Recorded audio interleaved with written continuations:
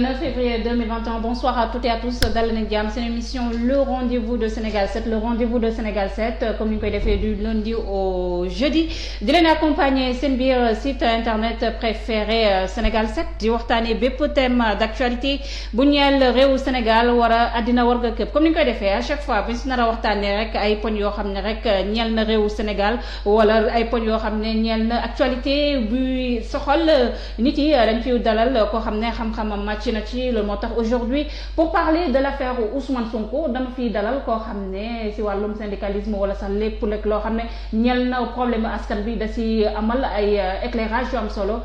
cette personne c'est tout simplement Dame Mbodj secrétaire général du CUSEMS authentique salaamaaleykum. maaleykum salaam soxna Ndiab maa ngi lay nuyu di la gërëm ci li nga ma dalal ci sa plateau bi. nga xam ne bu am solo la di waxtaane chaque jour li nga xam moo xew ci réew mi soxal sénégalais yi amal njariñ sénégalais yi donc boo ma ci woowee pour ma joxe sama xalaat vraiment dama koy rafetlu. merci beaucoup ñu dugg suñu vif du sujet kon nu ma ko annoncé woon l'affaire Ousmane Sonko avec cette masseuse bi nga xam ne moo féetoo foofu la ci institut de beauté bi di Sweet Beauty ñu koy toppee li nga xam ne mooy viol suivi de menace de mort noo jàngalee événement yi nga xam ne moo entaché depuis maintenant 2 jours cette affaire Ousmane Sonko et cette masseuse. merci beaucoup Ndiab d'abord comme Sénégal nit ñi dañoo gaaw a dëkkal nit fu mu dëkkul c'est important ma def benn précision. man syndicaliste laa donc nekk ci société civile donc réew mi lépp lu fiy dox daf maa ñor intéressé na kon nag su dara xewee ci réew mi dama ci am sama xalaat comme ni ko sénégalais yu bëri amee. loolu c'est important ma préciser ko may wax ni man politique gu ma syndicat laay def li ñor askan wi ak sujet d'actualité yi dama ciy joxe sama xalaat di ci xeex taxaw ci dëgg parce que dëgg rek moo ma ñor leen ñoruma loolu c'est important ma préciser ko parce que man bokkuma ak Sonko parti bokkuma Pastef naam toog nañ man ak moom en 2015 ci lañ ma sa toog beneen yoon bi mooy bi ñu ko dàqee ci fonction publique mu nekk fii di def conférence de presse à l'hôtel Feto bi ci seen wet ma ñëw fekkee conférence de presse ba jël parole en tant que travailleur d'abord en tant que syndicaliste donc Sonko amuñu benn rapport sur le plan politique c'est important pour ma leeral loolu Sénégalais yi xam ko beneen bi nag mooy li nga xam ne moo xew actuellement Sénégal ñépp gis ko man bi ma ko yëgee très sincèrement fi ma toog sama xol dafa jeex parce que dama jàpp ni politique gu Sénégal warul loon a àgg ba wàcc ci niveau boobu naam man gëm naa ni combine ak complot yàgg na ci politique gu Sénégal parce que 1962 bi président Senghor di tuumaal Mamadou Dia wax ni daf ko doon coup d'état alors que moom Senghor moo tegoon lal plan ànd ci ak France pour moom mu coup d'état moom président Mamadou Dia nga xam ne projet bii Sonko yore tey pour Sénégal mais président Mamadou Dia moo ko njëkk a yore mais ñoom français yi ñu gis ne arrangé wu leen ñu faagaagal ko jaar ko ci président Senghor ñu tuumaal Mamadou Dia dem dënge ko ak askan wi dënge ko ak kilifa diine yi ci Sénégal à l'époque ba la ko dal ku ne gis ko ci ñu jëm tëj ko de teg ko doole jaay ko doole ba Sénégal na mu waroon a bénéficier wu ci Mamadou Dia mujj ko am kon man jàpp naa ne lii du lu bees maanaam ñu gis un leader politique boo xam ne ku am dayo la ci réew mi ak gis-gisam ak coppite yi mu bëgg andi am na doole pour réew mi ñu ne nañ ko faagaagal loolu du lu bees mais man li ma metti mooy jaarin wi parce que wax dëgg yàlla ku mu doon yow di nga xam ne liñ ko defal liñ ko tuumaal metti na te ku ci ne gis na ni depuis le début de l'affaire soo xoolee ñi nga xam ne dañuy ruube nan noo nañ wax ci wax ji moom waru foon a dem lu tax muy dem foofa extra man bala ma caa ñëw damay wax d'abord ni Sonko citoyen sénégalais la comme tout le monde contrairement à ce que les gens disent moom dafa am droit dem fu mu war a dem tant que moom foofu muy dem loi terewu ko mu dem fa loolu c'est important nit ñi leeral ko parce que ñun ñii Sénégal ku ci nekk yaa ngi dugg foo xam ne peut-être suñ ko leeraloon daañ la yow foofu loo fa doon wuti te pourtant da ngay am droit dem foo bëgg a dem parce que liberté nag lañ nekk. mais Dame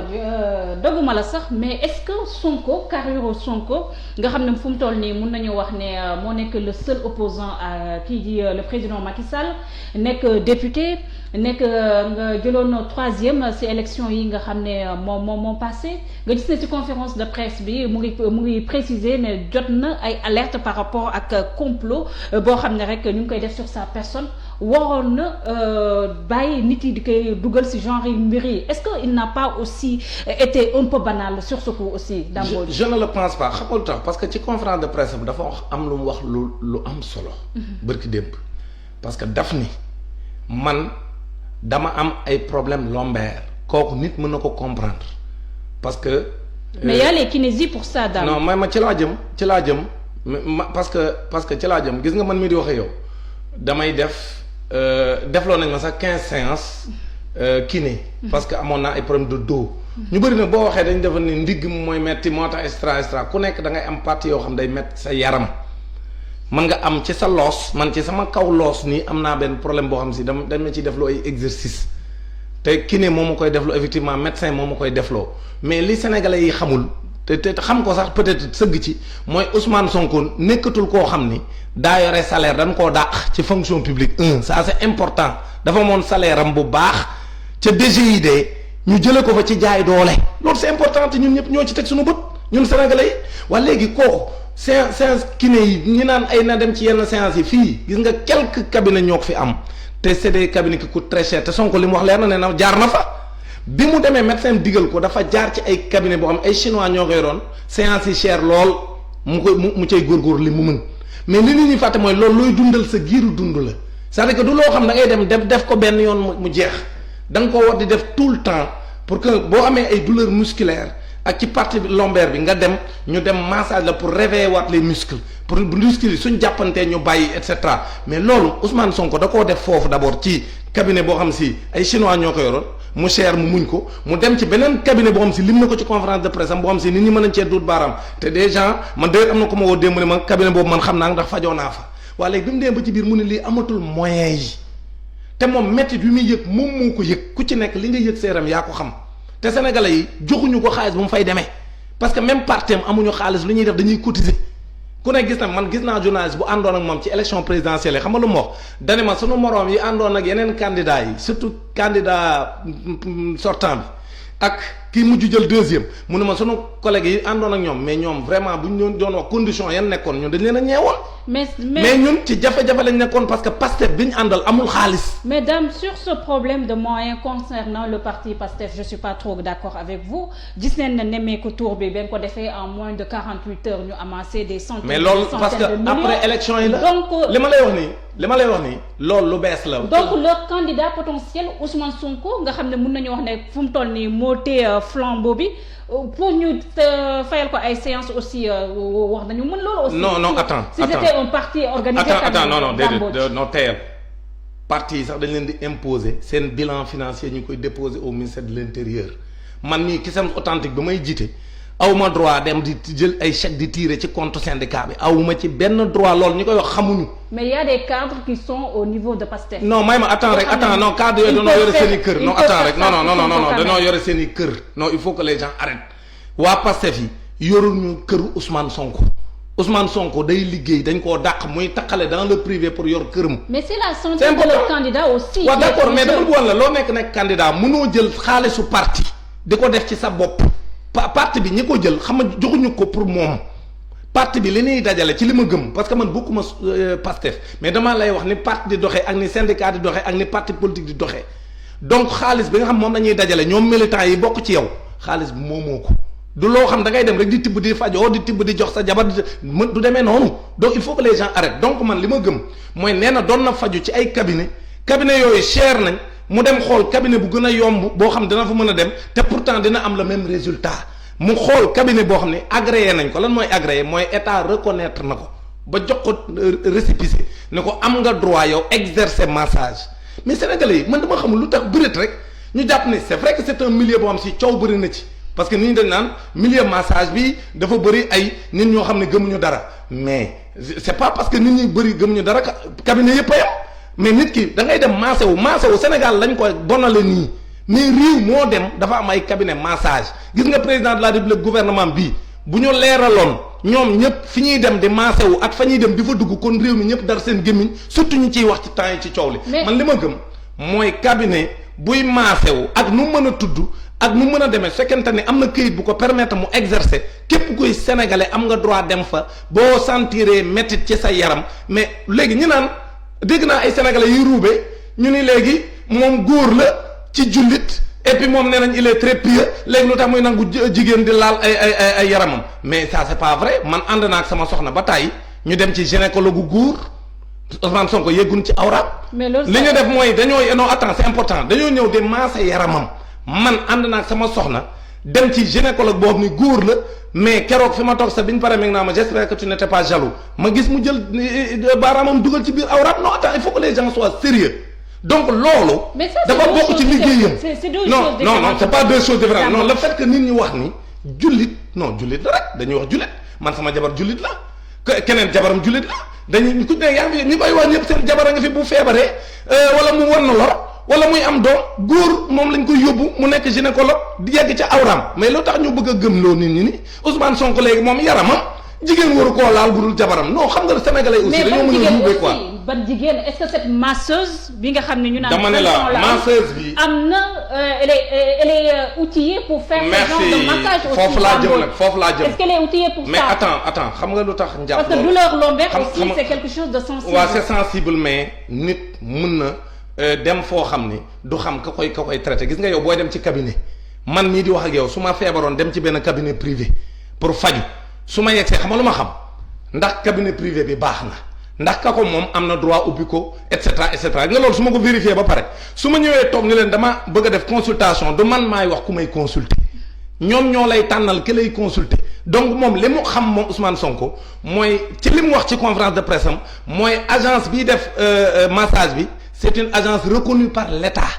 comme dañ ko reconnaître par l'État mooy État reconnaître na ni kooku am na compétence yi pour def ko maintenant nag employé ya fa nekk di ko defal di ko ànd ak moom wala ñàkk koo ànd ak moom kooku du Ousmane Sonko ma fa dem wala keneen ak keneen moo koy décider donc il faut que foofu tamit nit ñi arrêté man xam nga lu ma gëm.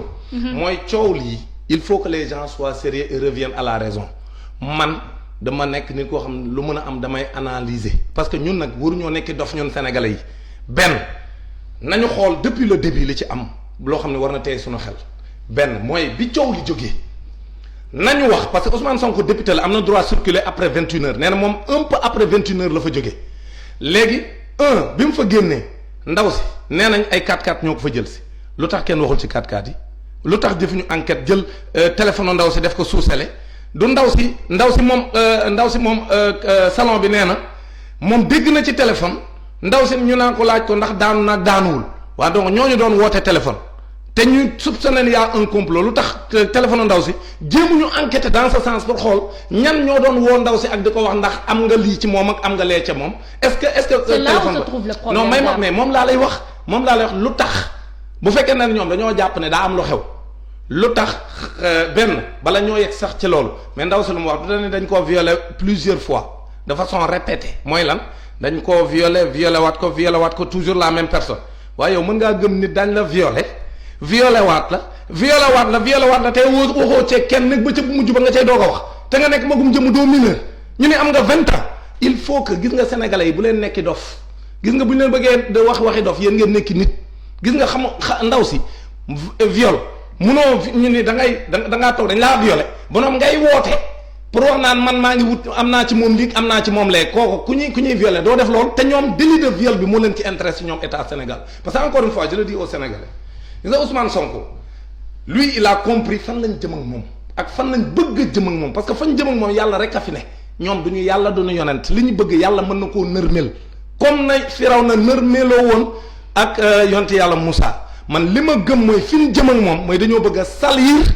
casier judiciaire am pour empêcher ko mu présenter wu comme candidat en 2024 lii mooy enjeu bi. est-ce que nekkul aussi may na. non may mayu leen dara non may ma rek non c'est important jàpp may ma foofu rek une minute c'est-à-dire que ñoom man projet bi li ma gis mooy comme président Macky Sall lam daan def la bëgg a defaat maanaam élection yi passé ku ne gis na ni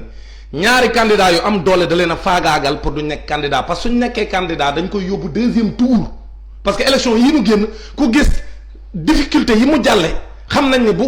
Karim Wade bokkoon Khalifa Sall bokk président Macky Sall day dem deuxième tour te deuxième tour boobu la doon daw léegi nag bii tamit xam na ni 2024 ci tendance yi li muy wone parce que moom moo ëpp information ñëpp te réew mi ku fi nekk yaa ngi déglu li Sénégalais yi wax Ousmane Sonko bu nga xam si moo demoon élection 2019 wuute na ak bii actuellement et surtout bu 2024 pourquoi parce que dafa am lu fi jaar ci diggante bi ak lu fi nar a jaar léegi nag candidat boobu ñoom dofuñu candidat boobu c'est un candidat dangereux surtout que moom président Macky Sall mënul présenter wu 2024 xam nga moom dofuñu comme ñoom seen camp pour ñu mën fi préparer quelqu'un qui va se présenter en 2024 parce que moom fégal na mënatu la nekk candidat en 2024 il ne sera pas candidat comme moom du nekk candidat ki nga xam ne moo mën a nekk candidat bi mën a gagner te ñoom seen camp toute la tous ces gens là qui sont autour de lui muy moom muy opposition bi ko jege muy la France ñoom ñëpp mooy seen camp comme ni mu ko waxee moom la Sonko di tudde le système boobu ñi ci nekk amuñu intérêt ci Ousmane Sonko jàll te 2024 prévision yi nit ñi wax ñëpp boo dégloo Sénégalais yi dañ naan la en 2024 ku fi taxaw contre Sonko bu élection yi jaaree yoon da lay fët bu leer naññe lu kenn dul werante loolu nag état bu ko xam te xam ne ñoom Ousmane Sonko discours bi muy tenir mooy le candidat de la rupture comme ni ma ko waxee en 1962 bi ñuy faagaagal président Dia c'est parce que dafa yoroon un programme de rupture Ousmane Sonko aussi programme de rupture la yore programme de rupture boobu nag arrangé wul France arrangé wul président Macky Sall ak nguuram arrangé wul une certaine opposition loolu moo tax Ousmane Sonko man gëm naa ni depuis très longtemps ñi ngi koy tegal ay ndëgg sërëx mais ndëgg sërëx bi nag moom yëfu cuune da cee am xamul tax yëfu cuune am ci. mais aussi il n'a pas été vigilant aussi Dame loolu moom il faut que aussi ñu nangu ko aussi. may ma rek ma ñëw jàpp loolu ñi koy wax ñëpp dañuy wax rek loo xam teguñu dara ci li ñuy wax dañuy wax noonu rek waru foon a dem mi ngi mel ni man. tey jii mais loolu ay wax la mi ngi mel ni tey jii man ma demoon ci may ga reer fa ñu ma noonu Dame Mbodj ak dayoo bi nga am wuroo reere ci may ga il faut que les gens arrêtent su ma yorul xaalis sama poste damay dem ci may ga reer fa donc loolu waxu caaxaan la ñi koy wax yëpp naan Ousmane Sonko wut a dem ci ay salon de massage mais c'est quoi ça mais soyons sérieux moom yorul xaalis dañ koo dàq yorutul xaalis moom bu demee ci salon boo xam ne benn kiné bi ngeen wax comme yéen wax na dem ci kiné sénégalais yi koy wax na dem ci benn kiné moo gënoon kiné yi ay 200 000 moom mooy coût yi. déedéet kiné ay 150 000 les privés. waaw mais moom laa lay wax mais am na ñu nekk dans le public aussi. dans le public. ñun ñëpp ñoo xam ne bu doon looloo yow mi ak man ak sama man sax sama doom nekkul ci privé mais ñu bëri ci ñun suñuy doom ci privé bi lañ nekk te public baa ngi fi donc il faut que les gens arrêtent ku ne xam na li xew ci publicu Sénégal muy santé publique bi ba am na problème baaxul ñëpp xam nañ ko ñëpp xam nañ ni fii ñi fi am moyen kenn du fajoo ci public ñi fi am moyen kus néew Sénégal kenn ñu ci ëpp ñoom sax ñiy sàcc suñu xaalis ca bitim réew la ñuy fajoo ji donc man li ma bëgg ñu wax foofu mooy que ne Ousmane Sonko dañ koo dàq DGID amatul salaire. day taqale non attends rek c'est important non déglu ma rek gis nga moom nit ñi li ñu bëgg du ko def maanaam di def ay séances yoo day fay 150 000 200 000 par séance du ko def parce que amul xaalisam sàccul alalu nguur yorul keesu nguur nit da ngay àtte dëgg man li ma gëm mooy li muy def nii rek la mun def mooy xool salon boo xam ni amuñu laajuñu yenn tarif yu métti yi. te bu ñu demee moom dinañ ko mën a soulager parce que moom li muy yëg ci yaramam moom moo ko xam loolu muy dëgg mais nag nit ki li muy yëg ci yaramam yow yëgoo ko nga ne ko non bu dem fee demal fee te fa nga koy demloo xam nga Sénégal lu ko yàq dañ lay jëndloo fas wu yaa biir te kenn du la guble loolu moo yàq dëkk bi donc man li ma gëm mooy Ousmane Sonko li mu def noonu kenn mënu ko ci xam nga mbirum cuune mi fu mu nekk sama gars yi dañ doon jaay ñi nekk ci ginnaaw parce que man encore une fois damay wax ni xale bu jigéen bi 4-4 yan wax ni moo ko jël si nan wax ñan la pour ñu mën a xam dil bi ñan ñoo nekk ci ginnaaw mais loolu kenn du ci wax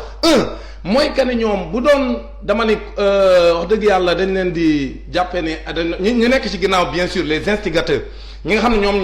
ñoom ñoo nekk ci ginnaaw mbir mi nga xam ñëpp xam nañ ni complot bu leer naññ la léegi man damaa gëm ne ñooñu bu ñu waxalee yàlla yaa may dégg ñooñu bu ñu bëggee mu leer dañuy wax xale bi kooku mu doon waxal téléphone parce que Sonatel dara tëwu ko. Il suffit simplement d'impliquer la Sonatel dans l'investigation pour que ñu xam kan la xale bu jigéen boobu doon waxal ak kii nga xam moom salon bi ni moom dégg na ñun moo naan leen daanu naag daanuwul et cetera donc loolu c'est important ñu leeral ko donc xale bu jigéen kan moo ko fa jëlee ci heure moom couvre-feu la parce que Ousmane Sonko moom député la am na droit 21h jàll mu génn. parce que ñun ñëpp même ki amul sax même ki nekkul député boo feebaree sax am nga droit parce que moom fa mu dem dafaa dem pour faju na sénégalais yi leer ne Ousmane Sonko ci li mu wax te man gëm naa ko demu fa woon pour bànneex dafaa dem parce que daa sentir ay douleur lombaire maanaam ci ndoddam wala ginnaawam fa la sentir ay métit mu dem pour soulager wu kooku dafa dem pour faju te kuy faju même boo nekkul député ci biir couvre-feu bi am nga droit soo feebaree nga jël taxi sa buntu kër daal di jubal hôpital su la policier yi ci mbedd mi laajee nga leen man damaa feebar damay dem hôpital Astec nag ab député donc Ousmane Sonko moom am na droit génn guddi loolu c'est important pour nit ñi xam ko beneen bi surtout que daf feebar te ku feebar am nga droit génn beneen bi mooy que ni moom ñoom bi coow li amee mais ndaw si nga xam moom salon bi lu mu wax nee na man xamawuma Ousmane Sonko ak ñàkk fayda yàgg na faa ñëw bu ñëwee du summeeku lu dul ginnaawam lañ koy maaseel mosuñu ko maaseel lu dul ginnaawam loolu dëggal na li Sonko wax ne depuis 2007 dama am ay problème lombaire sama ginnaaw day metti loolu moo tax may dem di soulager wu te wax na ne médecin yi mu cité ñi ngi Sénégal wax na ñoom ñoo koy suivre wax na ay cabinet yu mu jaar avant muy dem ci salon bii kon nañ bàyyi ruube bi te wax dëgg parce que gis nga nit lu metti waxal dëgg te yàlla tax man li ma gëm mooy que ni bu ñu bëggee mu leer sa xale bu jigéen boobu nga xam ni moom salon bi femme bi moom salon te ni dafa accoucher 1 mois ñu séparé ko ak doomam pour teg ko pression pour napp ko lu frère am wax frère am waxul ci presse bi ni dañ ko proposer xaalis mu ne moom du joxe du wax lenn loo xam ne si dafa wuuteeg liy dëgg parce que xamewul Ousmane Sonko ñàkk fayda et que foofu Ousmane Sonko bi mu fa ñëwee fu mu fa mës a ñëw 2 mai la ñuy am 2 mai Sonko waxaat na ko ci conférence de presse am ni moom fu mu fa mës a demee ñaari jigéen ñoom ñoo koy defal massage waa léegi soxna njàpp waa léegi bu dee ñaari jigéen ñoo ko mës a defal massage même bu mujj bii ñuy wax ni moom lañ indee coow li bëgg a indi ruube mais léegi lu tax duñu wax ci ñaari jigéen ñoom ñu interroger leen pour def ce qu'on appelle la contradiction entre ñoom ñaar maanaam ñu déglu kii déglu kee ñaari jigéen ñi doo dégg ku ci wax. d'accord donc non attends c'est important ma daanee foofu c'est-à-dire que ñaari jigéen ñi ko doon maase lu tax xale benn bu jigéen bi koy chargé rek la ñuy wax mais beneen xale bu jigéen ba nga xam ne ñoom ñaar a àndoon di ko maase. moom kenn du ci wax non attends après dafa génn xamul. non attendez dama ni xam nga affaire bi. dafa am ay déclaration yoo xam ni mun ñu koo jël sànni fële parce que ndaw si moom salon bi moom ci boppam nee na. man Ousmane Sonko yàgg na fee ñëw mais xamuñu ko ay. elle n'était pas sur place aussi. mais non attendez dama ni ndaw si ci boppam li mu wax lu leer la nee na Ousmane Sonko man su daan ñëw dañuy woo ñu ñëw ñu aménagel ko ñu defal ko séance am mu dem yoonam te mësuñu ko maase fudul ci ginnaawam loolu la wax lu leer nañ yang beneen mooy que ne moom ndaw soosu. bi mu waxee wax ji mais gis ngeen li ci xew lu tax ñuy dem di ko jëm pamte pour bëgg parce que frère am li mu wax lu garaaw la lu tax kenn woowu ko frère am nee na dañ ko doon jéem a ger laaj ko ni ko mën nañ laa jox xaalis nga soppi li nga waxoon du frère am a ko wax mais loolu lu tax frère am bi kenn woowu ko pour ñu enquête donc gis nga dama la ko wax ne la li ñuy def nii dafa yomb trop léegi ki bind scénario bi nag damay wax foofu c'est important gis nga vraiment sama gars yi damaa lire affaire bi depuis le début ak déglu les audios déglu yëpp ma ni mais franchement nag ki bind scénario bi cuune la mais may ma rek mais aussi ñi ko joué le film bi ay cuune lañ parce que du début à la fin il y a trop de failles du début à la fin da ngay gis ni liñ bindal ko ñi ko doon def lañ leen bindal baaxul nañ ko defee baaxul ña koy def aayuñu loolu lépp nag xam nga lu ma ciy gisee mooy Ousmane Sonko na sant yàlla man li moo ko doon digal tey dama naan ko dellool Ziguinchor nga toog ak sa yaay nga santaat bu baax yàlla subhaanahu wa taala ni alhamdulillahi rabbil alamin santaat yaayam parce que leer na ma ne maire bi ku liggéeyal borom këram la parce que Ousmane Sonko tey tuuma bi fekkonte ni c'était pas un mensonge cousu sur un fil blanc mais ce serait extrêmement grave pour lui mais heureusement pour Ousmane Sonko parce que lii man sax maa ngi dégg ne avocat de l'autre côté bi benn avocat nangu koo plaider mais mënuñu plaider parce que lii loo fay plaider c'est-à-dire que tout est clair que lii ay affaire u tappale la affaire u caaxaan la affaire u éliminer candidat boo tiit la loolu ku ko waxul da ngay wax leneen te man du ma gis dëgg di wër-wëral damay jaar ci digg bi wax ni lii mooy dëgg léegi nag man j'en profite pour dire à monsieur le procureur de la République que waay bu ko kenn dugal ci yëfu caaxaan nii waay franchement man su ma sañoon non c'est important jàpp fa laay daaneel su ma sañoon non mais foofu c'est important moo ko su ma sañoon très sincèrement le procureur de la République bu ko kenn dégg ci yëfi caaxaan yi bu ko kenn dégg ci waxi Balla Pouye parce que procureur du caaxaan man dama jàpp ne lii woo ci doomu jàmbur sax wax dëgg yàlla pour un procureur de la République man pour man waru ko def te loolu wax dëgg yàlla su ma sañoon ñun parce que le procureur ñun la fi nekkal ñun askan wi te boo laajee askanu Sénégal gépp dañ naan la lii yëfu caaxaan la kenn gëmu ko lu dul éliminer seen adversaire politique moo leen ci dugal kon nag man jàpp naa ne man très sincèrement si on rend vraiment la justice pour le peuple man gëm naa ne lii moom kenn warul a xalaat naan sax dañ koy instruire di avancer. d'accord voilà mais dame supposons que théorie du complot bi nga xam ne yow ak ñi nga xam ne ñoo féetoo si Ousmane Sonko jàpp ne mbir bi moo. mais man féetewuma ma ci Ousmane Sonko aussi c'est important ma leeral lool. j'ai précisé ça. waaw man bokkuma ci Ousmane Sonko parce que bokkuma ci benn instance su Pastef musuma toog benn meetingu Pastef intéressé wu ma en tant que parti. d'accord loolu aussi c'est important ñu leeral mais nag man dëgg. du ma ko gis de raayal damay jaar ci digg bi ak lu ma mën a coûter. d'accord mais supposons que théorie du complot bi loolu moo am dans cette histoire de mœurs parce que histoire de mœurs la est-ce que aussi Ousmane Sonko bu ñu sukkandikoo ba tey ci ay paroles Ousmane Sonko moo wax nit ñi dégg depuis longtemps nit ñi ñu ngi koy avertir par rapport ak complot yu ñuy def ci ndoddam rawatina salon de beauté boobu nga xam ne mu ngi koy fréquenter mais est-ce que foofu tamit wanewu fi tamit immaturité politique. parce que Ousmane Sonko comme ni mu koy waxee comme ni ma koy waxee à chaque fois il n'est pas n'importe qui aussi est-ce que foofu tamit Ousmane Sonko il est prêt pour dékku li nga xam ne moom la Sénégalais yi teg ci ndoddam bi man foofu laay wax. loolu c'est un autre débat. non c'est pas un autre débat non damay ñëw ci il est prêt bi mais li nga njëkk a wax naa tontu. mais da nga ne est-ce da nga am loo ci toftal da nga ne est-ce que Ousmane Sonko il est prêt. il est prêt waaw loolu Sénégalais yi ñoo koy décider. non attends mais parce que carrément moi je peux pas comprendre. non mais dafa am benn projet de société boo xam ne dafa important d'accord ak yow Sénégalais yëpp ànd ceeg moom muy salfaañe boppam nii benn instant. non salfaañewul non ñi koy wax ñëpp amuñu dara non man xam nga nekkuma tamit dans le sentimentalisme affaire sénégalais yooyu. di wax loo xam tegoo ko fenn aussi non waru foon dem sur quelle base ñu ne waru foon dem fan lañ ko bind. ne Ousmane Sonko warut a dem ci salon de massage. Sud Beauty boo duggee. non attendez ñu koy présenter noonu non. ci wàllum massage lombaire aussi. non attends relaxant aussi la ñuy def aussi. grande mais relaxant boobu effectivement revenons à ça da lay tonifier parce que loolu moo ko tax a jóg massé sénégalais yi ñoo jàpp ne lu bon la mais massé wu dafa bokk ci dundu doomu aadama nit ku nekk boo mënee di dem di massé wu da ngaa war a massé wu xam nga lu ko yàq. mooy dañoo dem ba ci biir ñu ni léegi massage bi am na lu ci dugg loo xam ne ay affaire u caaxaan la moo tax ñëpp bañ ko. mais nag xoolal xam olof li ñu wax dañ ne bu ñëpp yemoon am ñu gedd seen cër. c'est pas parce que am na benn salon de massage bu nekk Sénégal buy def yëfu caaxaan que kenn wërta dem ci salon de massage man du ma blâmer Ousmane Sonko ci dafa dem ci salon de massage sénégalais la am na droit dem fa teg comme ni ñu koy waxee boo yorul moyen wu di fay 150 000 200 000 par séance boo gisee foo xam ma nga fa fay 20 000 te da ngay dem pour ñu soulager la sa douleur. métit yow yaa ko yëg nga tëdd guddi sentir ne sa métit wi mënoo koo fanaanoo nga daal di dem ñu maaseel la ko kooku xel mën na koo nangu sénégalais yi ruube dañoo war a bàyyi ruube bi beneen bi mooy que ni ndax Ousmane Sonko ci loolu wane na ak cuune mais ñi teg scénario bii bëri ay erreur kay ñoo gën a cuune ñëpp xam ne dañ koo bëgg a faagaagal ñu teg scénario bu cuunee nii nga xam ne ndeysaan fi mu doon ni avocat bu gëm sa bopp doo ko défendre man maa ngi xaar ba xam ban avocat fay dem di ko défendre mais lii looy boo koy défendre looy wax mais lii c'est un dossier vide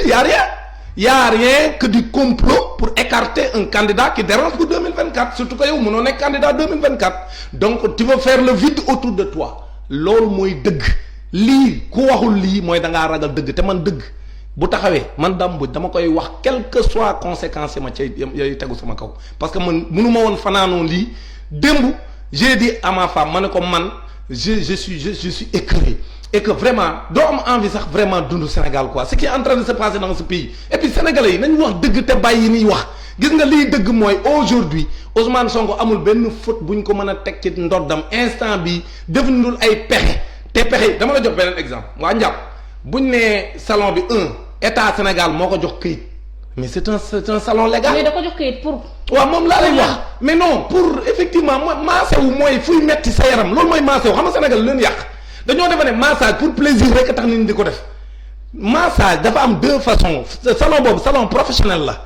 maintenant nag ndax xale bu jigéen bañ fa teg ca table ja muy wala ca biir bureau ba muy def massage est-ce que aay na wala aayul kooku moom yow mi fay dem mënoo ko xam gis nga jàpp booy dem hôpital da nga naan hôpital tel laay dem mais boo demee doo xam ku lay faj gis nga loolu ñi koy wax dañuy wax seen waxu ruube mais li ma gëm mooy Ousmane Sonko bu demee ci salon bi moom mënul xam kee wala kee xamul lu mu xam mooy def na fay séance yàgg na fa dem gis na ni baax na ci moom ma ngi fay continuer point final parce que moom wér-gu-yaramam moo ko fa yóbbu mais yéen tamit nañ waxante dëgg man xam naa dëkk bi xoolal suñu gars yi nañ waxante dëgg nag Ousmane Sonko bu bëggoon a foo ak jigéen du ko def ci ay salon da koy defee feneen parce que nag nañu waxoon dëgg Ousmane Sonko Sénégal gi ñu bëri bëgg nañoo am contact ak moom ñu bëri bëgg nañoo am numéro il faut que les gens soient sérieux Sonko bu bëggoon a fo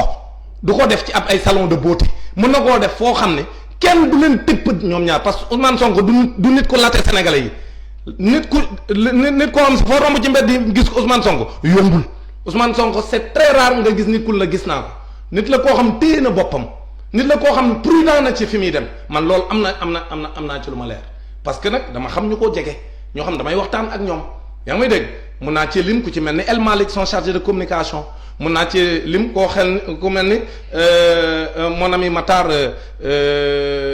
du ministère des finances voilà donc ñoo xam ne ay nit lañ ñoo xam ne dañu jege Ousmane Sonko te duñu ay nit yi caaxaan te xam naa leen ci rigueur benn jour damay wax ak El Malick ma ne ko j'espère que votre gars là il est prudent mu ne ma non mu ne ma bu dofee sax ñun dofuñu moom El Malick donc gis nga il faut que les gens soient sérieux gis nga Ousmane Sonko li mu def nii amul dara lu ci extraordinaire ku ci nekk yaa ngi dem fi nga bëgg a dem Sénégal ñu ne ko yow doo dem fii te bés bu nekk ku nekk dem foo bëgg a dem li ma gëm mooy. Ousmane Sonko du daam booj du njàpp bi tey. non non mais loolu ñi koy wax. xoolal xam nga loolu ñi koy wax pour ñu mënoon ko wax il faut mu nekk loo xam ne dafa dem pour bànnee xam. Ousmane Sonko demu fa pour bànneexam dafa dem parce que dafa am lu muy yëkki ci yaramam. mais il a laissé du pour dem foofu pour ñu maasal ko pour que moom douleur bi muy yëg ci ndoddam wala ci digg ginnaawam mu deñ loolu moo fa yóbbu c'est important xam nga nit ñi mais Ousmane Sonko s'il prouve par des preuves à l'appui teg conférence de presse am dem sax ndeysaan ba wone son bilan de santé parce que. am na ku ne ma sànq mooy li nga wax est-ce que maturité bi am na sax ñu naan est-ce que sax moom li mu wane na mën na yore réew mi mais. am na ñoo xam ne bilan de santé boobu aussi mun nañ ko se coincer pour ne carrément il n'est pas apte aussi. non loolu bu ñu ca duggoon xam nga dama ne am na loo xam ma ko waxoon léegi fii lañ may jël si dama ne la bis bu ñu duggee ci mbirum bilan de santé da nga xam ne Ousmane Sonko leen gën a wér ñoom ñëpp problème lombaire am na ñoo xam ne problème yi am duñ ko wax am na ñoo xam ne seen problème fañ ko am. buñ ko waxee doot ñu bokk ci ñi jiite réew mi kon nag loolu moom wax beneen wax la yaa may dégg mais li mën a bëgg a wax mooy nañ waxante dëgg ñoom dañoo doon jéem a tuumaal doomu jàmbur far lajj affaire bi daa yàqu xam nga léegi luy seen problème mooy ni ñuy def ba taqale ba génn ci mais instant bi man jàpp naa ne fañ toog nee nañ oyoya parce que déclaration ndaw si moom salon bi non bokk na ci lu leen rey complètement mu ñëw confirmer les papiers yi Ousmane Sonko wone wax ne demu fa woon pour bànneexam mais dafa demoon parce que moom dafa yëg ay métit ci biir ci ginnaawam mu dem pour ñu koy maase te essayé woon na yeneen cabinet yoo xam ne def na fay séance yu bari mais danoo cher te comme loo war di continuer def la mënoo woon a continuer di fayee foofa loolu moo tax mu seet ñu digal ko ne ko salon boobu boo fa demee mën nañ la defal les mêmes types de massage te yow li ngay fay ne dana wàññeeku mu dem essayer ko gis ni ñee lañ ko doon defal ak ñii wuutewuñ mu gis ni kon kay man comme bii moo gën a yomb naa fi dem ñu defal ma ko te salon boobu c'est pas un salon clandestin maanaam danoo yore seen këyit état moo leen ko jox mais baal ma jox la beneen affaire njàpp coow li kay jëratul muy bari sax xamul tax Ousmane Sonko nee na ci conférence de presse am salon boobu am na ay caméra de surveillance mais njàpp wax ji jeex na bu fekkente ne état dañoo bëgg mu leer caméra lépp nee nañ ca salon ba la amee amul fenn fu mu amee fu génn salon bi y a des caméras de surveillance na justice mettre les caméras de surveillance sous scellé ñu projeté ko devant tous les Sénégalais jour yam fa ñëw yépp massage ñu teg film bi Sénégalais yëpp seetaan ko wax ji féete boor xam nga lu ma lay xamal yi mën a andi mu leer muy caméra de surveillance yi duñ ci wax dégg gu kenn ku wax caméra de surveillance alors que caméra de surveillance mooy lépp lu fa xew mi ngi ci biir caméra bi buñ ko projeté lépp leer nanguñ ci wax numéro téléphone ndaw si ak ñaari femmes yi nga am ñoom ñoo doon maase kenn nangu ci wax te téléphone yooyu c'est important pourquoi parce que dafa am ñoo parce que Ousmane Sonko dafa wax ci conférence de presse am ni am na ñoo xam ñoo nekk ci ginnaaw ñoom ñooy nekk di tirer les ficelles waa léegi ko xale boobu Sonatel kay wax dëgg yàlla ku ne xam na ni moom kuñ bëgg a déglu mën nañ laa déglu historique gu say appel ñoom Sonatel am nañ ko waa léegi luy tee le même jour à partir de heure bi fa Sonko defee ba minuit ñu xool téléphone ndaw si def situation bi jox ko procureur de la République mu wax ko Sénégalais bu fekkente ne moom da cee nar a dugg wala jox ko justice de manière générale ak ku mën a doon ñu wone ni lii moo xewoon jour boobu mais xam nga ñoom li ma seetlu muy depuis le début de cette affaire ñi ci bëri ak ñiy ruube ñu ma xam ñu bëri ñoo xam ñi ngi wax dans certains médias nanguñu wax lu jëm ci li nga xam moo mën a andi la manifestation de la vérité mooy dëgg li nga xam mën na andi dëgg nan lañ koy tege naan non Ousmane Sonko wuru foon a dem moom koy wuuru alors ndaw si dafa def ay déclaration yu am solo parce que benn ndaw si nga am moo employé ndaw si mooy nee na dàqoon na ko jëlaat ko parce que fenkat la mais nit ku bu nekkee fenkat déjà c'est déjà important donc ñun aujourd'hui déclaration ndaw soosu mënuñu koo jël tege ko ne en dehors du complot pourquoi parce que frère ndaw si moom salon bi moo taxaw ni sama sœur sa vie en danger moom ak doomam dañ leen a séparé te mi ngi doog a am doom joo xam weer dong la am nañ ko bàyyi ko mu nekk ci coobare boppam beneen bi mu ne dañ ko proposer pour mu soppi li mu waxoon mais njàpp lii lu leen nañ la donc li mu waxoon ñu ne ko tuumaalal Ousmane Sonko mu ne moom du ko def moom ki moom salon bi mais njàpp lii lépp boo ko boolee ak pexe yi nga xam ne moom am na ci jour booba nee nañ ay 4-4 ñoo ko fa jël te nanguñu wax 4-4 yooyu ñan ñoo ko moom mais njàpp loolu lépp man dinaa ko xam ne candidat bi ñëpp d'accord nañu Ousmane Sonko a toujours été celui qui dérange le pouvoir depuis élection yi parce que déjà ñetti candidat ñoo ci amoon doole mais may ma non gën a prudent boobu man gën a prudent boobu njàpp encore une fois dama ni njàpp gën a prudent weesu gën a prudent du tee boo amee feebar bu nekk ci yow boo am da ngaa war dem ñu maase la nga dem ñu maase la mais il y a des hôpitaux qui sont spécialisés non attends loolu aussi il faut que les gens arrêtent gis nga les hôpitaux yi gars yi wax ni ma la wax xam naa ko say séance kiné boo ko fa bëggee def ci jafe-jafe ngay nekk fii Sénégal lépp loo fiy def boo ko bëggee def ci public da ngay nekk ci jafe-jafe parce que duñ la fàkkal. mais Sonko boo yegsee n'est pas n'importe il est nag gis nga dans ce public là gis nga dama lay wax rek c'est important gis nga bis bu pouvoir bi yëgee Ousmane Sonko c'est l'ennemi c'est l'homme qui est seul contre tous gis nga bis bu fi hôpital public nekkee fii Sénégal bëgg a fàkkal Ousmane Sonko ne salle bi moom kese moo fay ñëw telle heure ba telle heure bis bu ko pouvoir bi yëgee dañ leen wax bu leen ñu yàpp Ousmane Sonko bu leen ko defal boobu faveur parce que pouvoir bi moom ay hôpitaux publics am. D'accord. Donc loolu ñu koy wax dañoo xamul Ousmane Sonko mënut a dem te mais Ousmane Sonko sax prudent war naa tax sax dama lay wax man li ma gëm Ousmane Sonko prudent war naa tax sax nag public boobu ngay wax sax mu moytu ko. D'accord. Donc il faut que les gens arrêtent pourquoi parce que hôpitaux publics yooyu état moo ko moom état boobu moo contre Ousmane Sonko ba ñëpp teg seen bët ñu koy teg pression depuis mu teg. Le Pastef là mu am doole maintenant nag li may daane la ci point boobu je rappelle à tous les Sénégalais que man nekkuma Pastef dëgg rek moo ma ñor te gis nga président de la République Macky Sall képp ku ko digal jàmm ci dëkk bi na ne ko lii na ko teg ci suuf parce que lii coow rek lay andi ci dëkk bi te Ousmane Sonko may ma rek c'est important Ousmane Sonko du Khalifa Sall c'est important yaa ko wax sànq c'est vrai Ousmane Sonko du n'importe qui Ousmane Sonko du Khalifa Sall bu ñu juum Ousmane Sonko du Karim Wade c'est différent Ousmane Sonko day porter un projet boo xam sénégalais yi ñoo am yaakaar ci moom xale yi am yaakaar ci moom muy la jeunesse mooy li ëpp importance ci réew mi muy tout tànk yi ndaw yi ñoo gëm ni Ousmane Sonko li muy wax gis nañ seen bopp te changement yi nar a am ci réew mi Ousmane Sonko moo koy andi kon nag bis bu ñu jëlee yenn mesures yi ba ko teg kooku bëgg a nërmeelal yaakaaru jeunesse boobu lu ne mën na koo jur ci réew moo tax man xam nga lu may digal président de la République ak gouvernement que lii nañ ko teg ci suuf parce que man li ma gëm mooy nga réew boo koy jiite da ngay ñeme ñëpp mais mënoo nekk ci pouvoir ba noppi ragal opposition képp ku am doole nga nërmeelal ko gis nga Ousmane Sonko depuis lu mu yëkkati ñu ne ko tegal boo gisee ci bi nga mujj a wax noonu mooy bi muy dajale cotisation bi yooyu ay membre am man dama dem marché poisson di jënd jën benn jaaykat jën ñëw woon génn téléphone am woon ma cotisation yi ni ma gis nga ñu ay 5000 lañ doon def mun ma sama quartier won ma section ba mu mat 200000 mu ne ma man maa ko dem verser. mu ne ma ne ko kon de li ñu doon wax naan ay xanaa ñeneen a leen di financer ak dañuy soupçonner mu ne ma ñun ñëpp lii lañ def te section yi ma am yëpp ak samay moroom yore seen i section lu mu dee ku nekk verser nga 150000 200000 300000 mu ne ma nag gis nga dàmbooj parce que moo ma xàmmee seen ma ñëw ci man taxaw wax ak man ni ma dama lay seetaan vraiment dama ñëw pour wax la ni la coow li am nii ci affaire sunu xaalis bi ñuy dajale ñun Pastef sunu xaalis da ñoo ko moom mais ban parti fi mën a dajale 20 millions yoo xam dañ koy cotiser amu fi benn parti bu dul Ousmane Sonko Sénégal amagu fi Sénégal ku mën a woo say militant parce que Sénégal bu ñuy def politique intérêt tax ñu koy def Ousmane Sonko rek moo fi am ay militants yoo xam ne intérêt taxul ñu ànd ak moom maanaam intérêt seen bopp quoi mais réew mi ak changement coppite yi mu nar a indi ci réew mi ak yi mu leen gëmloo loolu moo tax ñu topp ko te keneen ku fi woote woon muy président de la république Macky Sall muy opposition bi ku fi mën a woote ni samay militants cotiser leen doo am 20 millions. kon moom benn bis su mënee daje 100 millions ay militants cotiser seen i 1000 francs seen i 200 francs ba mu mat 100 millions pouvoir bi duñ ko ñeme. loolu moo tax nag bokk na ci li tax man ma gëm ni yii yëpp ñuy def li ko waral mooy jéem koo écarter 2024 maanaam tilimal casier judiciaire am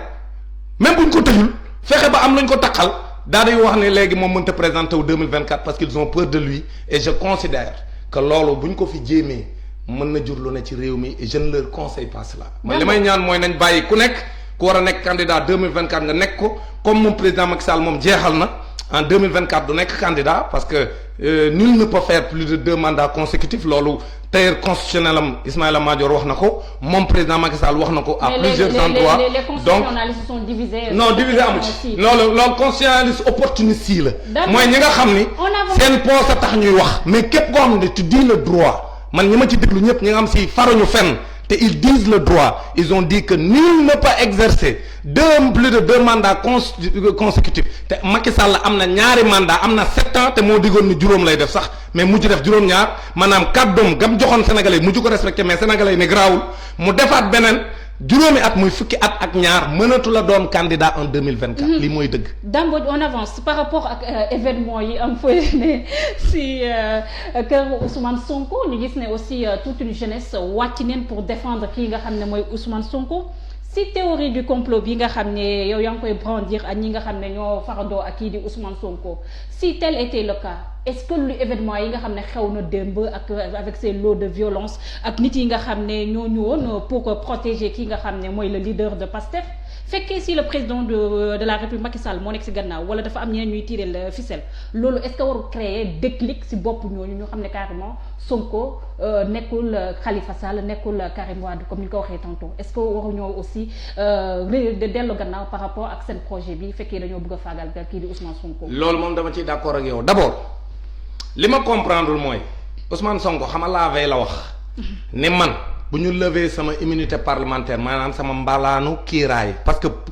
député du koo xam da ngay xëy rek man koo jàpp à moins que mu am flagrance mu am flagrant délit maanaam jàpp ci loxo tey ji bu doon dañ koo jàpp mais loo xam ne ay tuumaalante la loolu du flagrant délit kooku dañuy dem def ay investigation ba xam fan la dëgg gi nekk day am instruction donc foofu flagrant délit amu fa waaye léegi comme flagrant délit amu fa loi li mu wax mooy bu dul flagrant délit moom mënoo ko dem jëli parce que député la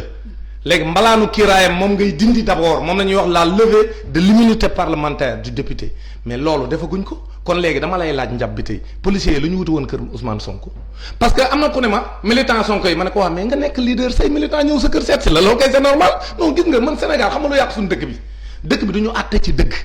ay militant Sonko am nañ droit dem kër Sonko mais policiers yi Macky Sall yi lan la ñuy wuti kër Sonko ba jàppante di fa am donc man li ma gëm mooy dañ fa waruloon dem les policiers ne devaient pas se déplacer pourquoi parce que bu ñu soxlaa Ousmane Sonko dañ ko war a convoquer légalement nan mooy convoquer légalement mooy ñu dem lever immunité parlementaire am te foofoot am na ku ne ma mais ñoom ñoo yor majorité bi à l'Assemblée lu ñuy ragal ci loolu ma ne ko non yéen kay dégg ngeen coow li bi mu amee da ngaa déggagun benn gaaw APR bu ci wax xam nga coow li kenn waxu ci ñoom. mais président Macky Sall moo leen sonné pour. merci beaucoup loolu c'est ça. qui est le soubassement de tout ce qui se passe en ce moment parce que Macky Sall doful pour que mu mën a accepter loo Sénégalais yi que lii am nii man sama yoon nekku ci léegi il faut mu wane ne partem bu mu ci wax moom bu mu ci wax na sax tukki génn réew mi bu ko defee parce que administration président Macky Sall soxla loolu parce que ñi ko fi nekkal ñoom ñi ngi fi di ko defal li mu bëgg kon kay moom soxlawul ay partem di wax loolu nag léegi li tax immunité parlementaire ñu lever ko bi di leen gêner mooy bu ñu ko lever dañuy feeñ. bu ñu lever immunité parlementaire bi dañuy feeñ looloo leen ci gêné bu ko def sénégalais dañ naan parce que loolu mooy li nga am moo yàgg am c'est-à-dire nguur gu la bëgg a faagaagal day utiliser majorité am lever sa immunité parlementaire bu dee da nga koo am bu ko defee jaay la doole parce que même moom président Macky Sall dund na ko. et loolu j'en profite pour lui dire que président Macky Sall gis nga li muy def nii Sonko su ko Abdoulaye defoon du nekk candidat gis nga président Macky Sall na fàttaliku démbam. bañ ko jaayee doole peuple bi ñoo ànd ak moom ci dëgg parce que man dama bokk à l'époque ci ñi dénoncé woon leen ko doon jaay parce que boobu dañuy saytu li nga xam ne moom la ki fi amoon doole nekk doomam ñu jaay ko doole ñëpp gis ni depuis mu commencé woon ne day entendre Karim Wade à l'Assemblée en tout cas ca la coow li commencé ci moom ñëpp sénégalais yi gëm ne dañ koy jaay doole moom président Macky Sall. lu ne ñu gis si am na benn jour boo xam si yóbbu nañ ko gis-gisee ko yóbbu ko central te dañ ko bëggoon a tëj sénégalais yëpp ànd ak moom kon nag moom na fàttaliku démbam xam ne lii muy def ëllëg mën na retourner wu contre lui gis nga nit yàlla rek a fi nekk ku war a falu yàlla rek moo koy fal. donc président Macky Sall na sóoraale ni kii doomu jàmbur la comme moom bañ koy jéem a faagaagal ñoom nguuru président Abdoulaye ni sénégalais yépp taxawee woon te man ni bokkoon naa ca ni lii ñu ko bëgg a def jaarul yoon parce que dëgg bi nag dëgg moo fi war a taxaw parce que man président Macky Sall 2011 2010 2011 année yooyu ñu doon xeex ne touche pas à ma constitution dañ doon toogandoo ñun ñëpp place de l'Obélisque le 22 la veille du 23 juin moi j'étais dans la salle Daniel Brottier man li may def ni musuma ci jóg lu dul dëgg duma ci ànd keroog salle ba bañ fay toog mais ñun ñëpp nga fa toog ay leader d'opinion yi les membres de la société civile moi j'en fais partie les partis politiques ñëpp nekk à la salle Daniel Brottier le 22 juin 2011 ñu taxaw ne dañuy xeex ak ñoom ba waa Y'en a marre ñëw fekk ñu fa génn ñu fa ñu dem place de l'Obélisque ñu dem place de l'Indépendance taxaw xeex ak policiers yi mu nekkoon les signes précurseurs de ce qui allait se passer le 23 juin muy le lendemain ñu taxawaat dàbbali ko ba président Ablaye Wade dellu ginnaaw ca la mu bëggoon a def muy son ticket donc pour vous dire que ñun li ñuy def nii lu ñu yàgg a def la ñun nag li ñuy def nii defuñu ko pour lu neex Macky Sall wala lu neex Sonko de bis bu Sonko nekkoon ci lu dul dëgg man dambuj sama baat ca kaw maay taxaw ni Sonko li mu nekk du dëgg mais lii na ko teg ci suuf moom président Macky Sall parce que ban ko fiy jaay doole sénégalais yi danoo taxaw ni kenn du ko fi jaay doole kon bu fi bëggee jaay doole keneen ñun dañuy taxaw ne lii du fi amee donc c'est aussi simple que ça booba moom Macky Sall da doon gêner le régime qui était en place aujourd'hui il est dans la même situation Sonko est dans la même situation bi nga xam moom la nekkoon moom quand le régime le diabolisé le régime qui était là à l'époque donc man li ma gëm mooy que ne nañ bàyyi ruube bi ñun sénégalais yi te àtte ci dëgg gis nga lu dul dëgg du yàgg li ñuy def nii baaxul ci ñun parce que réew mi jàmm moo fi war a am keroog bi ñuy dem ñoom policiers yi man li ma gëm mooy su fekkente ne dara yóbbuwu leen fa woon duñ fa dem mais dañoo dem gis ne résistance am na ñu ne léegi kon dañ ko naroon a jëli parce que moom il a été convoqué dañ ko convoqué n'est-ce pas xam nga koo convoqué kay mooy dem nga bëgg a jëli mais convocation bi c'était illégal parce que mënuñu ko convoqué parce que y a pas de situation de flagrant délit comme flagrant délit amul il faut ñu yëkkati mbalaanu kiiraayam comme yëkkatiwuñ mbalaanu kiiraayam la convocation était irrégulière comme convocation c'était une convocation irrégulière moo tax les jeunes de Pastef les militants de Pastef dem taxaw ne du dem léegi nag résistance boobu moo tax ñu dellu ginnaaw te même loolu baaxul ci état parce que loolu day woon nasaxal état li baax mooy ñu jaaral lépp yoon parce que Ousmane Sonko encore une fois man faruma ak moom mais dama ko dégg ci conférence de presse am bi mu def bërki démb mu ne bis bu ñu lever sama immunité parlementaire à 10h à 10h05 ma dem présenter wu au niveau de la justice donc moom amul problème ci ñu woo ko nee na maintenant kon nag nañ jaarale mbir mépp yoon mais li may leeral mooy encore une fois ce dossier là sénégalais boo laaj bu dee dëgg rek moo ko ñor danaan la y a rien dans ce dossier c'est un dossier vide mais il cherche simplement à neutraliser un adversaire politique il cherche simplement à museler quelqu'un moom da leen di déranger ils ne veulent pas que dooleem bi mu wane nii mu yóbbu ko ba 2024 bu ko defee mu remporter haut la main les élections présidentielles de 2024 d'accord lii mooy enjeu bi man nag lu ma mën a coûter dama koy assumer. D'accord mesdames dañoo gis depuis hier selon les informations ay députés yi ñu ngi bëgg a lever immunité parlementaire kii nga xam ne mooy Ousmane Sonko si jaarale ko si benn procédure boo xam ne rek si benn commission ad hoc pour lever kii nga xam ne mooy lever kii immunité nga xam ne kii nga xam ne mooy Ousmane Sonko ñu gis ne carrément il y avait l'affaire Bougazeli ils ont mis du temps pour lever immunité kii nga xam ne mooy Bougazeli tey jii Ousmane Sonko quoi qu'on dise n'est pas n'importe qui dans ce pays te problème de mœurs lañ koy toppee le viol n'est pas encore avéré pourquoi se précipiter tey est-ce que waruñoo xoolaat aussi taxawaayu Assemblée nationale est-ce que c'est pas la majorité mécanique du président Macky Sall qui pose problème à l'Assemblée nationale. mais njàpp loolu da ngay wax loo xam moom laa yàgg a wax xam nga sunu Assemblée nationale yépp yi fi jaaragun benn baaxu ci mais bii moo yées Assemblée nationale bii moom da ngay rus boo fa demee man bi ñuy voté budget wu éducation nationale dama fa dem il y a 2 ans. ren aussi dellu naa fa mais il y a 2 ans dama fa dem ay député taxaw di ma saaga man leen mais yéen tekkiwu leen dara yéen vous êtes censé ma défendre ngeen taxaw di ma saaga alors que man dama wax rek lu wuuteeg li ngeen wax yéen député majorité naa ne man député majorité sax le terme pose problème gis nga c'est vrai que parti bu nekk da ngay wut am majorité mais député bi du nekk député majorité day nekk député du peuple. Parce que ñoom peuple bi moo leen war a fal. mais nag je comprends aussi ci mode d'élection Sénégal mais député yi peuple bi falu leen. parce que parti bi moom mooy defar listam seet ku ko neex mu dugal ko liste nationale seet ku ko neex mu dugal ko ci liste majoritaire bi léegi si bien que ñoom redevable luñ devant le peuple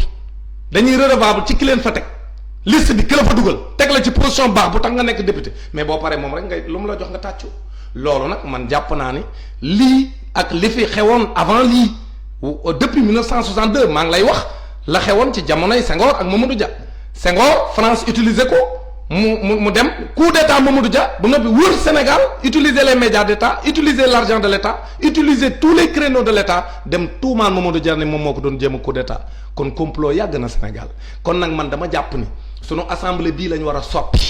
soppi bi mooy au lieu ñu koy def assemblée boo xam ne ab parti mooy taxaw di imposer ko neex ñuy def un scrutin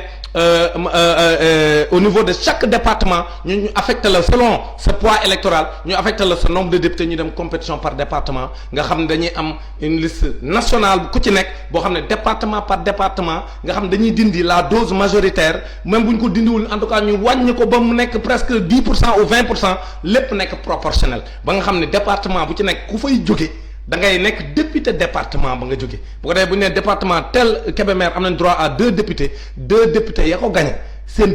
askan moo leen di fal bu ñuy ñëw assemblée dañ fay nekkal Kébémer le député de Koumpentoum nekkal fa Koumpentoum le député de Matam nekkal fa Matam loolu mooy assemblée bu am njariñ foofu la Sénégal war a jëm mais assemblée boo xam si dañoo defar ab liste majoritaire raw gàddu yow même bu ëppalee benn voix yaay jël lépp. bu ndee 100 députés yow mën ngaa gagné 80 yëpp te pourtant tuuti nga ëppalee nit ñi ci ay voix kooku man jàpp naa ni wax dëgg yàlla Sénégal war na ko dépasser surtout que gis nañ ni depuis 1960 assemblée yi amaguñ yëpp amuñu benn njariñ assemblée bii nag da cee yées bii daw nii moom moo yanu pekki mi mooy assemblée bi ci gën a dee moom mais nag assemblée bu baax Sénégal mosu koo am c'est assemblée bu tënku ci li intérêt réew mi taxawal bu président jaarul yoon nga ne ko li ngay jaar duñ ko voté mais loolu. man jàpp naa ne quand même ñun Sénégal yëpp ñoo ci teg baaraamu mu leer nañ donc jot na ñu soppi sunu assemblée maintenant li ñu bëgg a def ni ñoom assemblée dañ ko def parce que ils ont leur majorité mais maa ngi leen di xamal leen fàttali sunu mag mu baax mi Dabakh la mu waxoon ci discours am historique am boobu mu defoon daan ne bu ñu leen yónnee ci jamono Abdou Diouf mu ne bu ñu leen yónnee yéen député yi loo xam ne seen aqulaay taalaa gisu leen ci njëriñu réew mi bu leen ko voté ngir yàlla bu leen ko voté wax ba jooy loolu la ñuy xaar ci ñoom député yi ñu xam ni lii ñu bëgg a def doomu jàmbur Ousmane Sonko doom la sénégalais la comme tout le monde Ousmane Sonko defu fi lu tax ñu bëgg koo tong-tong kon ñun li ñu jàpp mooy lii lépp ay complot yi kese moo ko lal mënuñu nag toog ñun ñépp di seetaan ñu teg tuuma bu légère nii nga xam ni vraiment l'accusation est trop légère que nga xam ne avocat bu am fulla sax doo dem di ko défendre mais wax dëgg yàlla benn sénégalais boo xam dëgg rek moo la ñor waroo nangu lii. Juste rappeler aux internautes yéen ñuy topp di suivre suñu page Facebook Sénégal 7 wala ci YouTube bi je vois que vous êtes nombreux à nous suivre sur notre page YouTube on est à 5200 vues ak it ay seen ay commentaires yu am solo yoo xam ne rek jëmale ko ci man ak kii di Dame Mbodj mais on est là juste pour faire notre boulot Dame on avance ñu wax par rapport ak li nga xam ne mooy enquête bi nga xam ne ñu ne les gens de la gendarmerie boucler neen enquête bi ba jébbal ko ki nga xam ne mooy procureur suñu justice bi ak nu mu tëddee nii est-ce que mënuñoo wax ne fu mu toll nii l'avenir politique de Ousmane Sonko est en jeu. L'avenir politique de Ousmane Sonko est en jeu mais xam nga lay dëgg mooy réew bu fa justice amul réew ma jàmm dafa am. man li ma gëm mooy ñoom magistrat yi seen bopp du samay wax ñoo ko waxal seen bopp ñoo ne ñoom dañoo bëgg indépendance. du loolu la ñu wax. am na sax juge bu démissionné ne c'est une je démissionne d'une justice qui a démissionné du loolu la wax. donc wax ji kay lu leer la ñoom seen bopp ñoom magistrat yi ñoo ko waxal seen bopp ñoo ne ñoom amuñu indépendance am déet donc du ñoom ñoo ko wax ñoom magistrat yi di am ay da am ko au moins ponkal mu nekk seen biir démissionné ni moom lii gisatu ci boppam parce que justice bi ni muy doxee baaxul ba nee na bàyyi na bind lettre ba am Sénégal yépp keroog ku ko lire sa ngéem nga kon nag magistrat yi nañ xam ne fii loo fi àtte di nga ko àtte ëllëg loo fi àtte di nga ko rendre compte le jour du jugement dernier parce que ñun dañoo gëm ni bis penc dafa am dañoo gëm dañuy dem taxaw ca kanamu yàlla ñu waxaat te lii ils ont devant eux leur destin c'est-à-dire que le destin de toute une nation parce que ñëpp dañoo gëm ne dossier bi liñ ci bëgg a def ni yëpp xam nañ li ko lal kon nag ñun la ñuy xaar du ay pataxee dossier bi pour gaawoon tamit ne assemblée ay wot lever immunité parlementaire pour ñu jéem a faagaagal doomu jàmbur te ñëpp xam ne benn objectif majeur donc moo ci nekk parce que Ousmane Sonko dérange c'est ça la vérité xam nga man dëgg su ma ko waxul du ma nelaw tey su ma demee naa mën a nelaw parce que wax naa ko parce que li ma gëm mooy liy dëgg mooy da Ousmane Sonko dérange et puisqu'il dérange dañ ko bëgg a faagaagal loolu laa gëm man loolu mu wax nag moom dans son discours c'est exactement la vérité donc li ñu war a xool mooy ñu xam ne ñun ñëpp ñoo bokk suñu réew te réew mi jàmm moo fi war a am Ousmane Sonko deful kenn lenn cette fille là nga xam ni tey jii am nay enquêtes yu ci génn ci moom ni c'est une fille de mœurs légère. non kooku on ne va pas faire de jugement de kooku non mais man waxuma ko ay journaux ñoo ko publier non mais ñoom ñoo ko publier ay journaux ñoo ko publier maintenant man dama gëm ni waruñu ci jaare waruñu waa mais léegi kooku dafa vie privée Ousmane Sonko Ousmane Sonko di kilifa ñu bëgg a ñëw daal di koy tuumaal lu ñàkk fayda ni mais non mais quand même mais qu'on soit sérieux aussi c'est-à-dire que doomu jàmbur la moom tamit léegi ki ko tuumaal mais moom ci moom gënta nekk sénégalais Ousmane Sonko mais ñëw tuumaal ko loo xam ni ñëpp gis nañ ni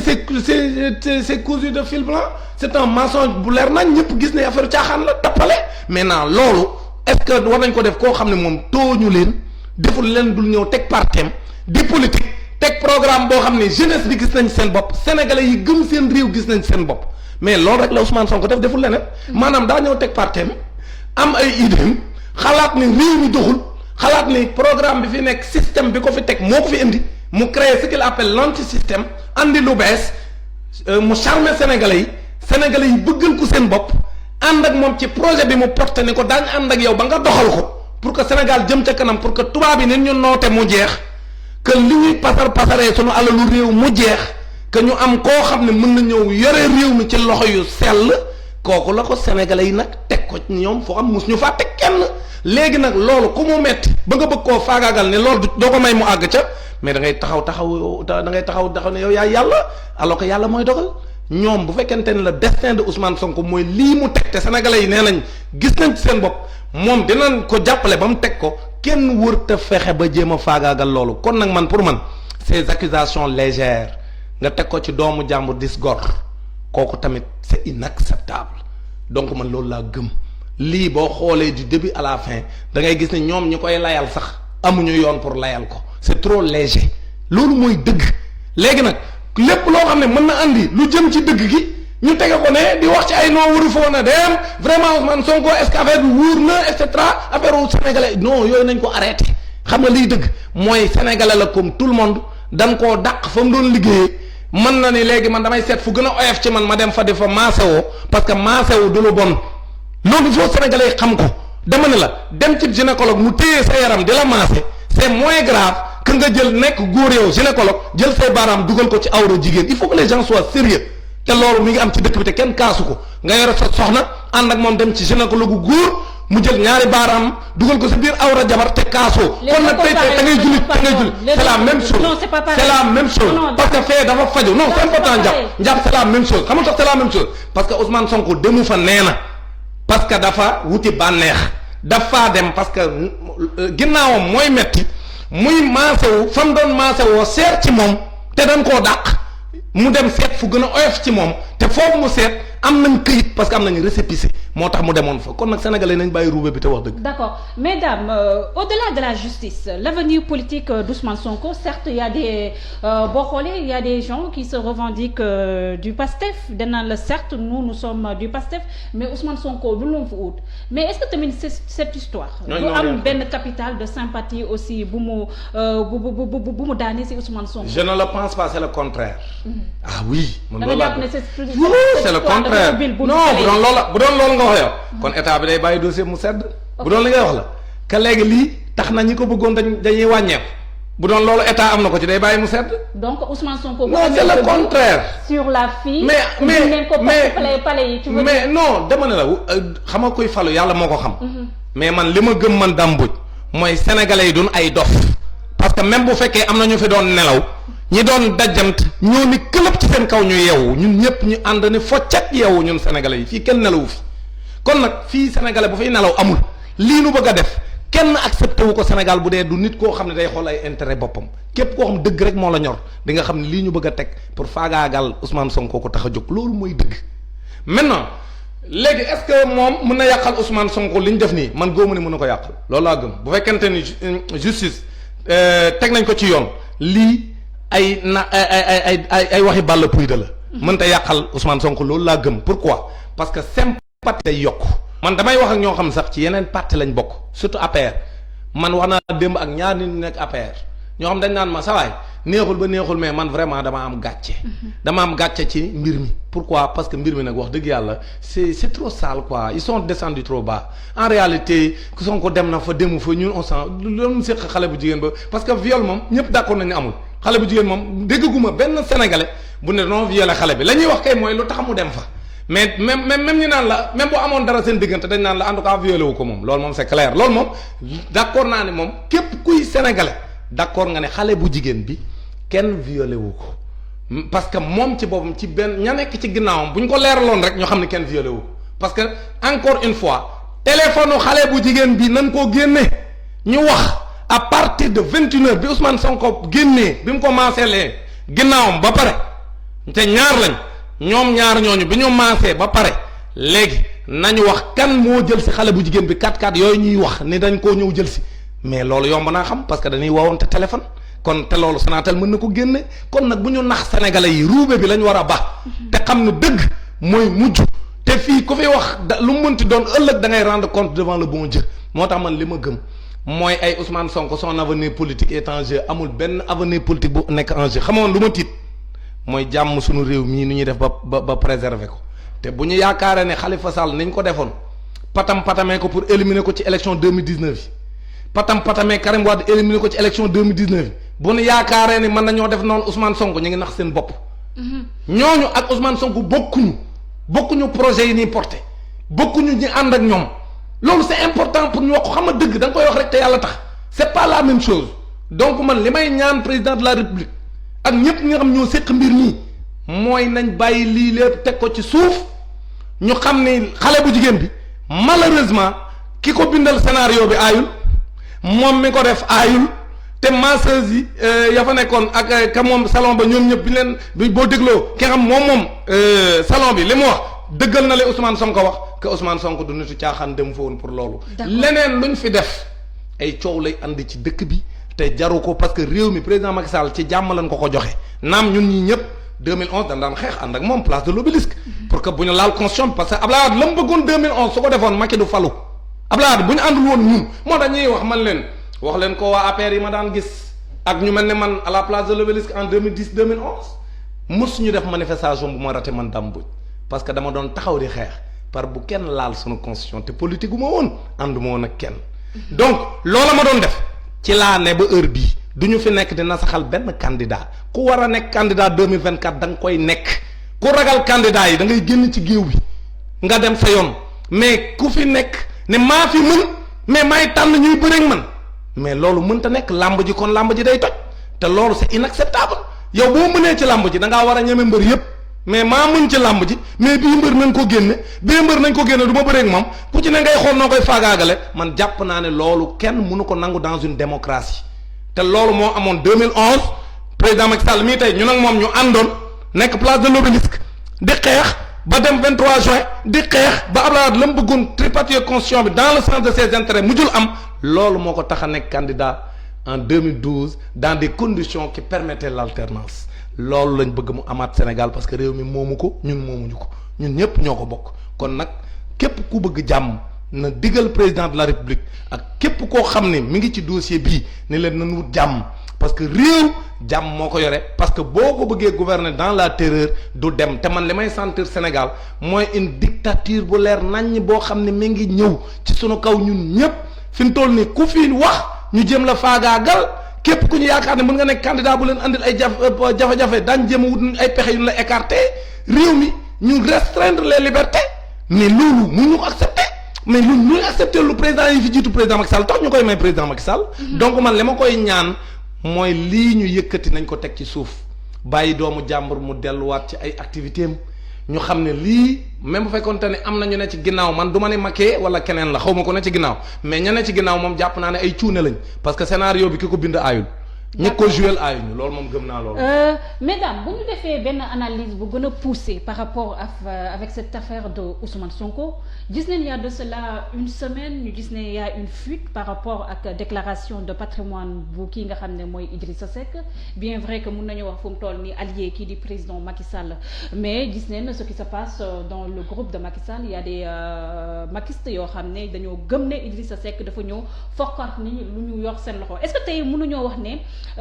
dañoo nekk ci benn processus rek éliminer ki nga xam ne moo nekkoon deuxième ak troisième ci langue politique bi. merci l'analyse est pertinente loolu laa gëm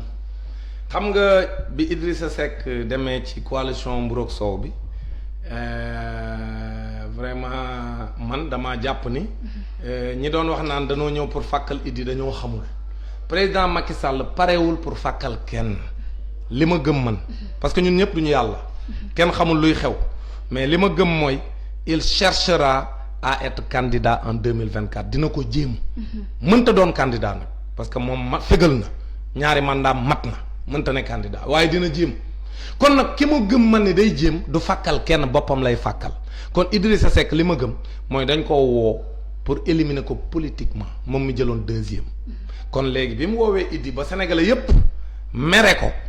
moom Idrissa Seck d'abord ci entrisme bi mu def. di ko layale ay mbas moo fi am damaa ñëw pour jàppale président beeg réew mi ci jafe-jafe du loolu mooy raison bi wax na ko sax waxtaan wa la ko juumloo sax mooy nee na fukki weer ak juróom ñoo ngi waxtaan te fukki weer ak juróom booba mbas amagul donc du loolooy raison yi des raisons politiques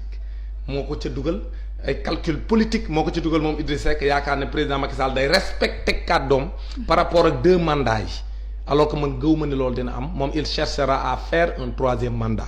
donc Idrissa Seck bi mu defee déclaration de patrimoine li ma gëm mooy li ko sennal ñoom la parce que encore une fois kenn mënta am accès ci information yooyu ñu dul ñoom waa OFNAC bu ñu jotee déclaration de patrimoine yi kenn mënta am accès ci déclaration bi ku dul ñoom kon bu fuite amee rek ñoom ñoo ko génne te kon bu ñu ko génnee mooy am nañ ci objectif parce que lañ ci bëggoon nag am nañ ko ci mooy que dañ ko génne mu choqué sénégalais yi. une fuite révélateur. voilà fuite bi dafa choqué sénégalais yi. parce que te man jàpp loolu dama ciy profité ci cette tribune. pour wax ne encore une fois déclaration de patrimoine war ñu ko nëbbul tax ñu koy nëbb xam moomu ñun sunu réew. yow it da ngaa ñëw pour jiite dañoo war a xam li nga am ci alal bu ko defee ñu xool ndax yow am nga alal ci lu sell parce que boo ñëwee tey man Dame Mbodj su ma nekkoon tey candidat ñu ne ma defal sa déclaration de patrimoine ma génne patrimoine boo xam si mat na 10 milliards. mais daañu ne Dame Mbodj kon sàcc la fu mu ko jëlee dafay mën a am 10 milliards bu ko defee boo demee élection duñ la voteel loolu lay jëriñ c'est-à-dire que déclaration de patrimoine waruñu koo nëbb xam nga ni dañuy fuite mais waru woon a nekk lu ñu naan fuite xam nga lu doon yoon déclaration de patrimoine yi dañ ko war defee à l'Assemblée nationale nga ñëw taxaw waat devant le peuple sénégalais après notification du notaire ñu ni lii nga am ci alal notaire bi certifié ko nga taxaw waat ne alal jii ma am dam lew na ma te lu ci nekk nga justifier foo ko jëlee parce que lu ci nekk bu dee da ngaa leboon banque mu lebal la nga jënd këru 1 million nga dem génn këyit wane ne banque bi ma lebal ni 1 million ngi nii donc loolu boo ko defee boo demee bañ jox lay ndombay tànk nag ba nga pare nga ñëwaat am beneen agence bu ñëw dem saytuwaat li nga am maintenant mu xool ci diggante bi la fi fale li nga fi am ci ay ndombay tànk ak ay avantages est-ce que mën na laa may nga amaat alal bu romb nii fa nga amoon la nga amoon ba ngay dugg loolu mooy déclaration de patrimoine bu sérieux mais déclaration de patrimoine boo xam dañ koy xumtoo wax ko bind ko jox ko OFNAC mu nëbbu ko buñ la dàqee dama la jox benn exemple ñii àndoon ak président Macky Sall te ñu dàq leen ci dernier gouvernement bi du defoon nañ déclaration de patrimoine léegi yow est-ce que sénégalais yi xamoon nañ ñaata lañ amoon xam nga kenn xamu ko waaw léegi génn nañ léegi bi ñu génnee entre fi ñu leen nommé woon ministre ak fi ñu génnee liñ ci am ci alal est-ce que nit ñi sénégalais yi xam nañ ko donc in fine kon déclaration de patrimoine ban njëriñ la am donc déclaration de patrimoine pour mu am njëriñ dañ koy siiwal benn dañ koy en cabinet bi ñi koy def dañ ciy am droit ak certifié ko ñu fésal ko tout le peuple xam nangam nga am ci alal boo demee ba ndombay tànk ya jeex ñu saytuwaat la nga am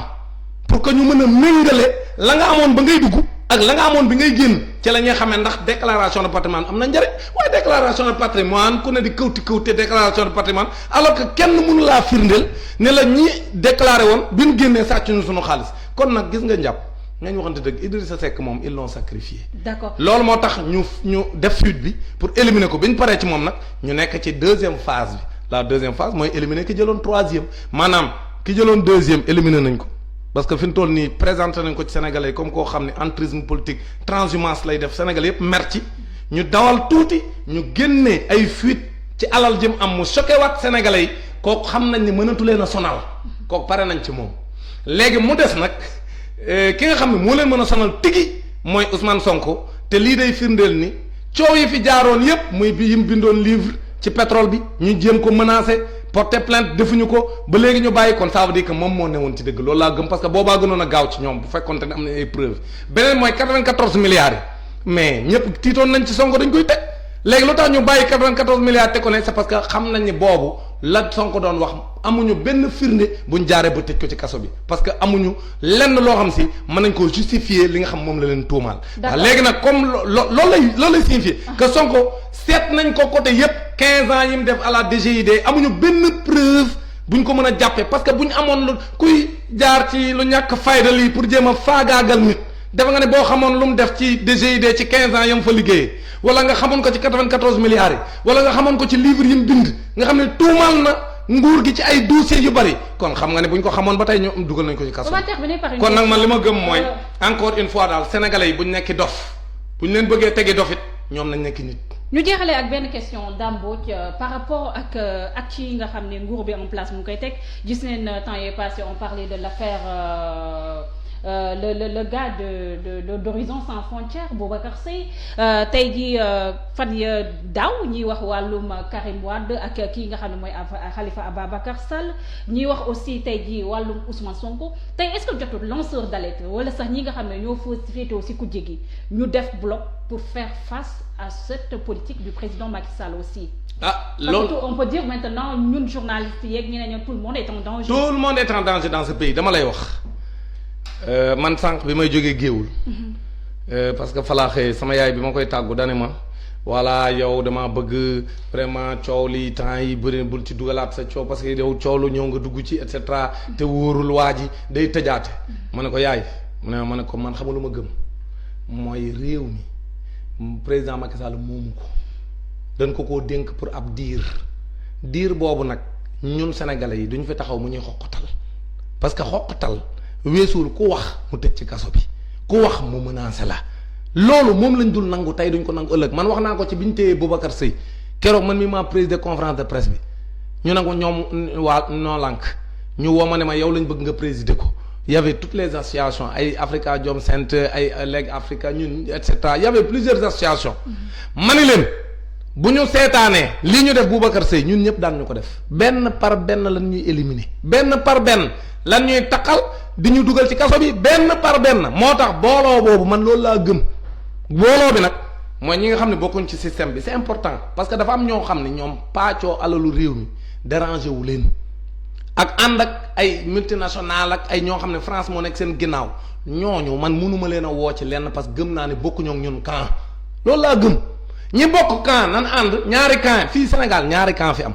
ñaari camp du ñett yàlla camp du pouvoir ak ñi nga xam ne ñoo nekk opposition bi fësal seen opposition yenn saa yi waaye ñoo ma ànd ak France ak ñoom ñoo ànd camp boobu moom la Sonko tuddee le système ak yeneen pàcc yu ci bokk aussi quand même ci système bi maintenant nag ak ñi nga xam ne ñoom dañoo jàpp ne loolu baaxul te loolu dañoo bëgg soppi ko jële ko fi loolu laa lay wax ne moom mi Ousmane Sonko bokk na ci ñi koy porter mais du moom kese y a d'autres leaders dans d'autres secteurs yoo xam tamit nit ñi am nañ yaakaar ci ñoom ne ñoom mën nañoo indi changement yi am moo war a am ci réew mi parce que réew mi nag mun ñu continuer nii rek de lagar di gën a def sous-développé ak mu ñëw rek ñu ne Sénégal bokkuñ ci réew yi gën a sous-développé te yàlla jox ñu lépp yàlla jox ñu or jox ñu diamant jox ñu pétrole jox ñu gaz jox ñu lépp luy xeeti meññeef ci àdduna bi ñépp ni soxla ko ci àdduna bi Sénégal yàlla da leen koo jox waaye rek ñu soxla ay njiit yuy sellal ay njiit yoo xam ne am nañ gis-gis bu sori ay njiit yoo xam ne yërëm nañ seen askan loolu rek moo manqué Sénégal léegi nag loolu ñi koy porté dama gëm ne dana war a dajaloo parce que quand bële ña ngay dajaloo ñoom kambale man gëm naa ne ñu ngi dajaloo te am nañ